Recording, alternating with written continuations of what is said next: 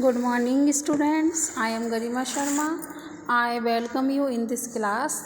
आज हम nucleus and radioactivity के जो इम्पोर्टेंट न्यूमेरिकल है उसके बारे में डिस्कस करेंगे.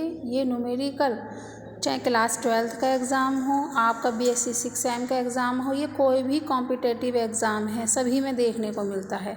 चलिए तो हम स्टार्ट करते हैं. क्वेश्चन है आपका, The decay constant of a radioactive element is 1.5 into 10 raised to power 9 per second.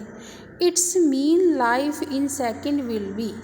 अब देखिए, सबसे पहले कोई भी न्यूमेरिकल है तो उसको करने का क्या तरीका होता है कि जो न्यूमेरिकल है सबसे पहले उसकी रीडिंग करो. रीडिंग करने के बाद उसमें हमें क्या क्या वैल्यू दी हुई हैं और किस चीज़ की वैल्यू हमें निकालनी है, ये फाइंड आउट करते हैं.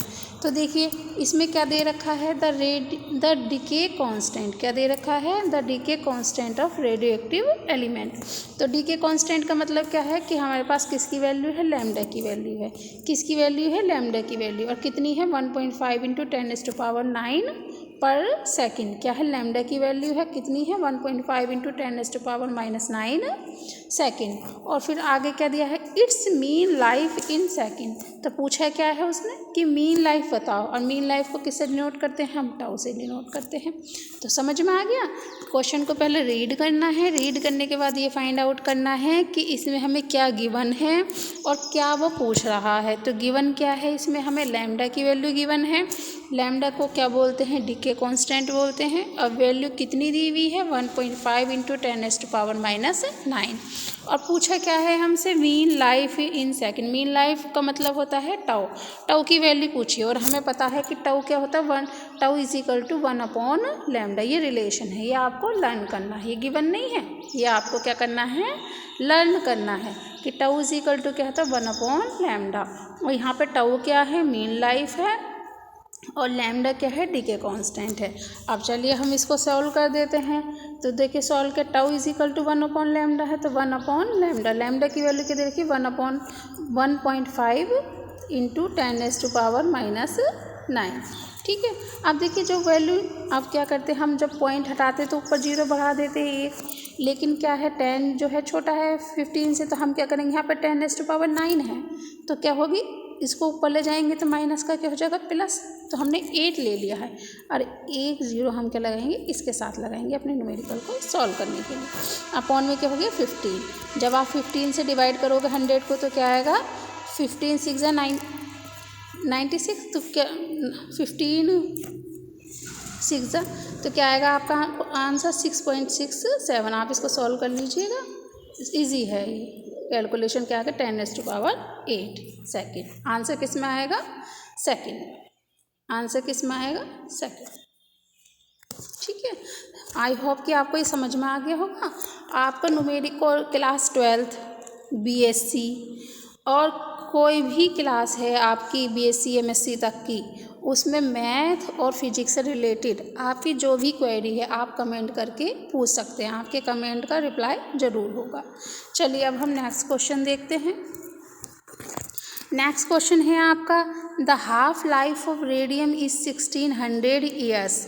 After 4800 years the undisintegrated amount of radium will be. तो मैंने आपको बताया है कि पहले क्या करते हैं? क्वेश्चन की रीडिंग करते हैं, फिर देखते हैं कि गिवन क्या है, फिर देखते हैं कि फाइंड आउट क्या करना है. तो क्या दे रखा? Half life. क्या दे रखा? Half life. तो हाफ लाइफ को किससे डिनोट करते हैं? T1/2 से डिनोट करते हैं. गिवन कितनी गिवन है? 1600 ईयर्स. ठीक है ना, ये गिवन है. और क्या? After 4800 years. हाफ लाइफ कितनी है? इतनी है. और कितने टाइम के बाद है? तो 4800 ईयर्स के बाद है. तो टी की वैल्यू क्या हो जाएगी? 4800 ईयर्स. 4800 ईयर्स. अब क्या पूछा क्या है? The undisintegrated amount of radium. Undisintegrated का मतलब होता है कि जो रेडियम है, जो रेडियम सब्सटेंस है वो कितना ख़त्म हो चुका है, कितना नष्ट हो चुका है, कितनी उसकी अमाउंट जो है ख़त्म हो चुकी है. तो अब हमने क्या लगाया? एक फॉर्मूला हम याद करेंगे, T is equal to n into T 1/2. अब हम यहाँ पे वैल्यू पुट करेंगे. T की वैल्यू क्या है? 4800 और n की वैल्यू हमें फाइंड आउट करनी है. और T 1/2 की वैल्यू क्या है? 1600. ठीक है. अब इसको कैलकुलेट करोगे, इससे इसको कट करोगे तो क्या आएगा, 3 आएगा। तो n की वैल्यू कितनी हो गई, 3। नेक्स्ट एक फॉर्मूला जो आपको लर्न करना है वो ये है, n = n0 1/2 की पावर n। अब यहाँ पे n क्या है कि कितना डिस्ट्रॉय हो चुका है, और n0 क्या है कि कितना स्टार्टिंग में था। कोई भी रेडियो एक्टिव सब्सटेंस जो था उसका मास स्टार्टिंग में, ये उसमें मॉलिक्यूल्स स्टार्टिंग में कितने थे। तो अब हम यहाँ पे वैल्यू तो दे नहीं रखी n0 की, तो हम क्या सपोज करके चलेंगे कि n0 = 1, कि वो स्टार्टिंग में क्या था, कंप्लीट था वो बिल्कुल। तो क्या लेके चलेंगे, 1। अब यहाँ हम वैल्यू पुट करते हैं, n की वैल्यू तो हमें फाइंड आउट करनी है। n0 की वैल्यू हमने 1 रख ली, 1/2 n स्मॉल n की वैल्यू क्या निकाली है हमने, 3, तो 3 लगा दिया। 1/2 की पावर 3 है, तो 2 की पावर 3 का क्या होता है, 8, तो क्या हो गया 1/8। तो n की वैल्यू कितनी आ गई, 1/8। इसका मतलब क्या है, कितना डिस्ट्रॉय हो चुका है उसका, 8 पार्ट। कितना पार्ट डिस्ट्रॉय हो चुका है उसका, 8 पार्ट। ठीक है, तो 1.8।